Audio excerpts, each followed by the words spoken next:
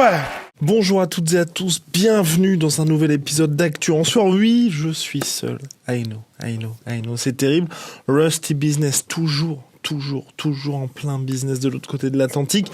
Et notre cher Polydomso qui travaille d'arrache-pied pour quelque chose qui devrait arriver d'ici début mars. Donc là, Actu en Sueur, on revient sur les actualités du moment. Maintenant, je pense que vous connaissez le concept et la différence entre les podcasts. Et donc là, les actus, on s'intéresse vraiment sur l'actualité et l'actualité du moment, où il va y avoir un certain nombre de choses à dire, et n'hésitez pas pour le coup à donner votre avis en commentaire là-dessus, parce que pour ma part je trouve ça très bizarre. C'est tout simplement Leon Edwards qui va affronter Belal Muhammad lors de l'événement l'UFC Fight Night, prévu le 13 mars prochain à l'UFC Apex de Las Vegas. Donc pour vous expliquer le contexte, tout simplement, c'est donc Leon Edwards qui devait affronter en main event le 13 mars prochain Khamzat Chimaev. Khamzat Chimaev souffre toujours en fait du coronavirus. On en a parlé avec Ross, on a parlé avec Fernand Lopez. C'est vraiment très très grave ce qu'il arrive à Khamzat Chimaev, qui a même là maintenant va suivre un traitement aux États-Unis avec l'UFC. Donc ils l'ont fait venir aux États-Unis pour justement prendre soin de lui, parce que c'est vrai que c'est assez préoccupant. Il aurait vraisemblablement des problèmes aux poumons liés au coronavirus. Et donc Leon Edwards, il s'est trouvé dans une situation où, pour la troisième fois, puisque le 20 décembre, à l'origine, il devait affronter Khamzat Chimaev. Leon Edwards souffre du Covid, assez durement touché aussi, il perd plusieurs kilos, forfait pour le combat. Le combat est reprogrammé au 20 janvier, donc 19 décembre, 20 janvier, sur la Fight Island, main event. Le 20 janvier, Khamzat Chimaev est forfait parce qu'il souffre du Covid. Reprogrammé le 13 mars à Las Vegas, à nouveau forfait Khamzat Chimaev. Donc là, cette fois, l'UFC, ils ont dit ok, stop, on va arrêter de booker ce combat-là parce qu'il est maudit tout simplement. On va essayer de trouver un nouvel adversaire à Leon Edwards, parce que pour Leon Edwards, c'est l'heure de combattre, si vous voulez. Là, le problème, clairement, c'est numéro 3 mondial de la catégorie welterweight, 8 victoires consécutives, et j'avais fait un tweet là-dessus. Le mec a 8 victoires consécutives, 3e plus grosse série de l'histoire de la catégorie. En 1, c'est Kamaru Usman avec ses 13 victoires consécutives. En 2, Georges Saint-Pierre et ses 12 victoires consécutives. Et en 3, dans l'histoire de la catégorie, Leon Edwards, 8 victoires consécutives. Pourtant, on ne parle pas du tout de title shot. Pourquoi on ne parle pas du tout de title shot pour lui ? Parce que, malheureusement, pour Leon Edwards, son dernier combat remonte au 20 juillet 2019. Une très très belle victoire par décision unanime contre RDA, Rafael Dos Anjos. Et depuis, justement, il cherche désespérément un combat. Et donc là, on arrive au point où, le 13 mars prochain, il affronte Belal Muhammad. Et moi, personnellement, je suis vraiment contre ce combat, même si, pour quelqu'un comme Leon Edwards qui avait besoin de combattre, il voulait garder cette date du 13 mars. En fait, quand on regarde bien, il n'y avait pas d'autre opportunité, mais ça a tout. Ça a tout du traquenard, si vous voulez. Parce que battre Belal Muhammad, ça va pas lui apporter le title shot, parce qu'il est censé le battre. On attend de sa part rien d'autre qu'une performance majuscule face à un adversaire de ce calibre. Et 2, c'est pas non plus une star, donc ça va pas ce mec-là qui va lui permettre d'exploser, parce que c'est vrai qu'il a toujours un déficit en termes d'image par rapport à Kamaru Usman, à Jorge Masvidal et à Colby Covington, et même à Nate Diaz, puisque bien évidemment Nate Diaz reste une star de la catégorie. Donc voilà, on est dans une situation où là, Leon Edwards, il prend juste ce combat pour avoir un combat rapidement.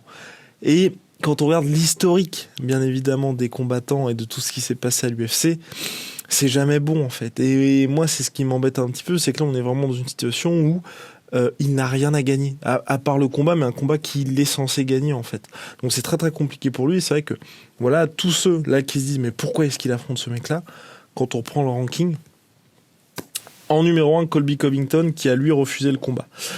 Pourquoi ? Parce que Colby Covington n'a rien à gagner à affronter le numéro 3. Il veut le titre, et le numéro 3 qui n'est pas non plus une star. Donc voilà. Numéro 2, Burns. Burns vient juste de perdre par TKO contre Kamaru Usman. Il peut pas combattre directement un mois après, parce qu'il a quand même pris assez cher. Numéro 3, c'est Leon Edwards. Numéro 4, c'est Jorge Masvidal, qui lui, là, est clairement dans le tunnel pour affronter Kamaru Usman, avoir des Ultimate Fighter. On en avait parlé, j'en avais parlé dans le dernier Actu en Sueur. Bref, c'est mort aussi. 5, Wonderboy qui a la main cassée, main qu'il a cassée lors de son dernier combat contre Geoff Neal. Numéro 6, Michael Chiesa, qui lui souffre, je crois c'est d'une côte, à mon avis, je crois que c'est ça. Il souffre d'une côte, il vient juste de battre Neil Magny sur l'UFC Fight Island, très belle victoire pour lui, donc il est touché à la côte. Tyrone Woodley, qui est numéro 7, il affronte à l'UFC 260 le 27 mars prochain Vincente Luque, qui est numéro 10. Numéro 9, Neil Magny, il vient juste de perdre contre Chiesa. Numéro 10, Vincente Luque, donc qui affronte Tyron Woodley. Numéro 11, Geoff Neal, qui a pris quand même une petite masterclass de Wonderboy, donc pas très intéressant là pour Leon Edwards. Numéro 12, et donc là c'était l'autre un peu personnalité qui avait été, on va dire, envisagé par l'UFC selon Ariel Helwani, c'est Li Jingliang qui a mis fin à la série de victoires de Ponzinibbio, l'Argentin, qui s'est pris un KO au premier round assez impressionnant, sur la Fight Island aussi. Là, le problème, c'est que lui, il est directement en Chine, donc comme le combat est le 13 mars, c'est en short notice, donc le faire venir de Chine, avoir tous les papiers pour qu'il aille, donc parce que c'est un petit peu plus compliqué d'aller directement aux États-Unis, ce n'était pas possible tout simplement. Et ensuite, numéro 13, Belal Muhammad. Numéro 14, Khamzat Chimaev, il souffre du coronavirus. Numéro 15, Robbie Lawler. Bon, bah aujourd'hui, Robbie Lawler, qui combat aller, on va dire, une fois par an, et on n'a pas du tout l'impression que c'est le genre de... Et qui est sur 4 défaites consécutives aussi, et c'est pas du genre à prendre un combat en short notice, Robbie Lawler, à ce stade de sa carrière. Donc si vous regardez bien, il n'y avait que Belal Muhammad comme choix potentiel, donc Belal Muhammad qui, lui, s'est imposé, en fait. Lors de l'UFC 258, face à Diego Lima, belle victoire par décision unanime face au petit frère de Douglas Lima, qui est l'un des plus dangereux welterweight de la planète. On en avait parlé avec Polydomso et Cross. Nous, on aimerait beaucoup voir le combat Kamaru Usman contre Douglas Lima. Douglas Lima, champion du Bellator, de très très bons low kicks. Les low kicks qui pourraient aider énormément à désamorcer ces fameux... Oh là là, j'ai un petit peu de mal. Ces fameux jabs très puissants de Kamaru Usman. Donc vraiment, pour ma part, moi j'aimerais bien voir ce combat entre les deux hommes. Mais voilà, donc Douglas Lima, champion du Bellator. Kamaru Usman, champion de l'UFC. Je ferme la parenthèse et je reviens donc sur le cas de Diego Lima. Donc Diego Lima qui a perdu contre Belal Muhammad. Belal Muhammad aujourd'hui qui sur une série de 4 victoires consécutives. Mais voilà, c'est quelqu'un qui a perdu dans ses grands rendez-vous. Et sur le papier, honnêtement, hein, à part séisme, je le vois très très mal battre Leon Edwards. Et donc là aujourd'hui on a Leon Edwards qui a un combat juste pour avoir un combat. Moi je trouve ça vraiment dommage pour quelqu'un qui est dans une situation où gros déficit d'image aujourd'hui. Certes les 8 victoires consécutives, mais c'est pas comme si vous voulez un mec comme Tony Ferguson quand il avait toute sa série de victoires, ou Khabib quand il avait toute sa série de victoires et qui réclamait le title shot. Là on est sur quelqu'un qui a une énorme série de victoires mais qui a pas battu le contender, le mec le plus effrayant de la planète, et qui a pas non plus tout un pays comme Khabib, ou énormément de fans derrière lui et des gens qui font le coucou, on veut voir ce combat-là, ou qu'il y ait une traction vraiment pour une grosse rivalité.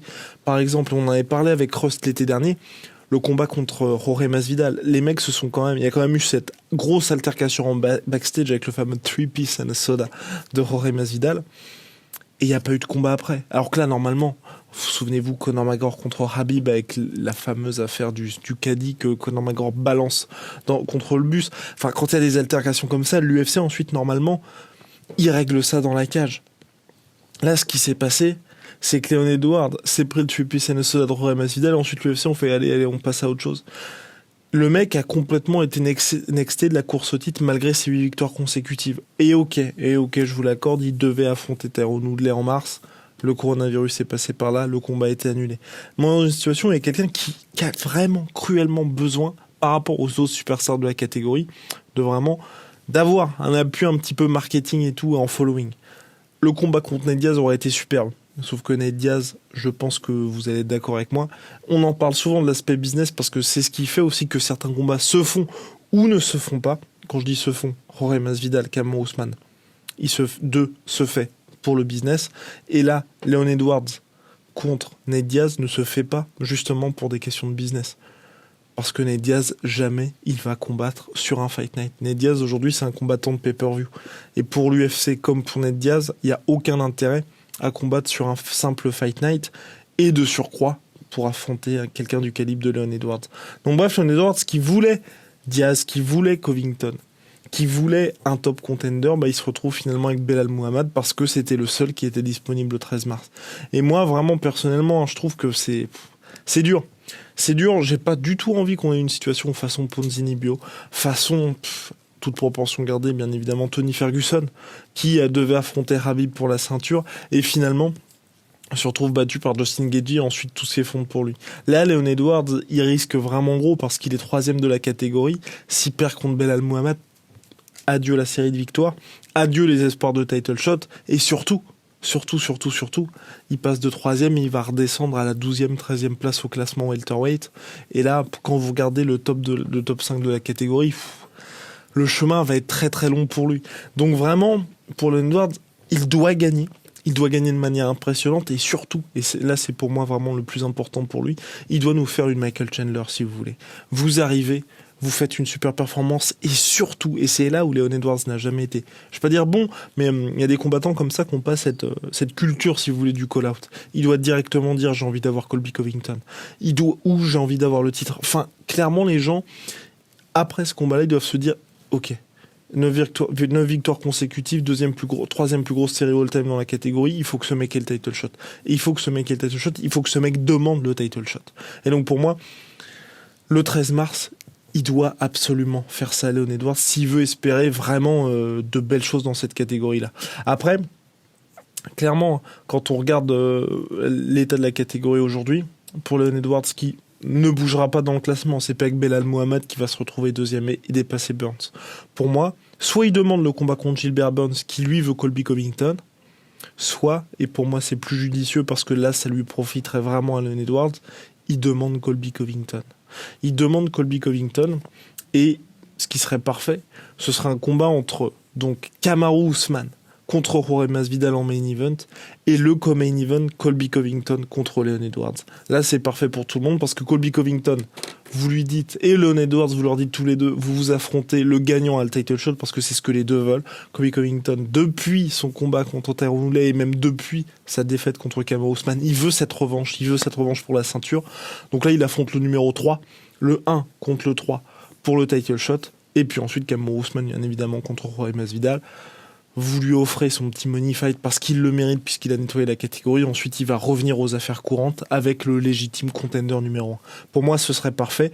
Et en plus, clairement, un combat comme Kamaru Usman contre Jorge Masvidal, ça va être un énorme combat pour le pay-per-view. Il y a le TUF, The Ultimate Fighter, qui va reprendre. Le combat ne va pas avoir lieu avant l'automne, je pense, ou avant l'été. Donc ça laisse le temps à Leon Edwards de récupérer après ce combat qu'il va avoir, de Colby Covington d'avoir un camp d'entraînement complet. Bref, ça coche toutes les cases. Et en plus, à celles et ceux qui vont me dire très justement à quoi ça sert pour Colby Covington d'affronter Leon Edwards au-delà de l'aspect sportif, parce que c'est vrai que l'aspect financier est important, Colby Covington sera comme main event juste avant l'événement, le combat de Kamaru Usman. Donc là, clairement, de 1, il est sur un énorme pay-per-view, et de 2, lui, ça lui permet d'avoir justement cette audience et d'être dans les starting blocks pour la revanche, parce que là, si juste après sa victoire contre Leon Edwards, s'il venait à s'imposer, il appelle au combat contre Kamaru Usman, les gens, ils sont en mode, on va voir ce combat-là juste après, ça y est, c'est dans les mémoires, c'est clairement ancré pour ça. Comme un peu ce que l'UFC a fait avec ce mini-tournoi officieux, bien évidemment, Conor McGregor, Dustin Poirier en main event, co-main event, Michael Chandler contre Dan Hooker, où là, Michael Chandler, qui était connu des fans hardcore, il a explosé aux yeux du monde avec sa victoire contre Dan Hooker, et directement, il a call out toute la division, Khabib, Dustin Poirier, Conor McGregor, et Khabib, Dustin Poirier, Conor McGregor, et eh bien, je crois que c'est tout. Je crois qu'il y avait une 4e personne. Mais bref, tout ça pour dire que si l'UFC venait à faire une espèce de tournoi à 4 comme ça chez les welterweight, ce serait parfait, ça cocherait toutes les cases et ça permettrait enfin vraiment d'avoir une espèce de vision un petit peu claire sur les prochaines échéances et de ramener un petit peu de légitimité sportive dans cette catégorie, surtout à l'organisation, parce que c'est vrai que moi, ça me pose pas de problème, mais il y a un certain nombre de fans et de gens qui suivent le sport, qui ont envie qu'il y ait un petit peu moins de trash talk, un petit peu moins de paillettes et beaucoup plus de sport. Et là, ça permettrait de cocher toutes ces cases-là. Voilà, donc c'était pour l'actu en sueur. Concentré bien évidemment sur le cas Leon Edwards contre Belal Muhammad, combat très très très très chaud pour Leon Edwards parce que là franchement il va jouer gros. J'espère pour lui qu'il n'y aura pas de défaite parce que ça a tout du combat piège. En tout cas bravo à Belal Muhammad parce que lui il sauve la carte pour le coup, il sauve Leon Edwards et surtout c'est une opportunité en or pour lui parce que voilà, c'est vrai que j'ai pas trop évoqué son cas, mais c'est le genre de combat où c'est un peu comme Paul Felder, enfin non, quoique Paul Felder était classé devant Hardy, mais vous êtes en short notice contre un gars qui est classé beaucoup plus haut que vous êtes outsider parce que même avec un full camp, je donne Leon Edwards gagnant. il a quasiment rien à perdre si vous voulez. Et en plus, il va avoir un gros salaire parce que c'est du short notice, donc forcément l'UFC va lui offrir une petite rallonge. Donc vraiment pour lui c'est parfait, c'est une superbe opportunité. Il va être main event, il aurait jamais été main event a priori hein, dans d'autres conditions. Donc non, pour lui, pour Belal Mohamed, c'est superbe ce combat, superbe opportunité. Par contre, pour Leon Edwards, il n'a rien à gagner, il doit faire le travail et même plus que le travail. Voilà, big shout out à My Sweet Protein, big shout out à Venom, moins 10% sur Venom. Avec le code la sueur à chaque fois. Code la sueur pour MyProtein. Code la sueur pour Venom. À très vite pour de nouvelles aventures.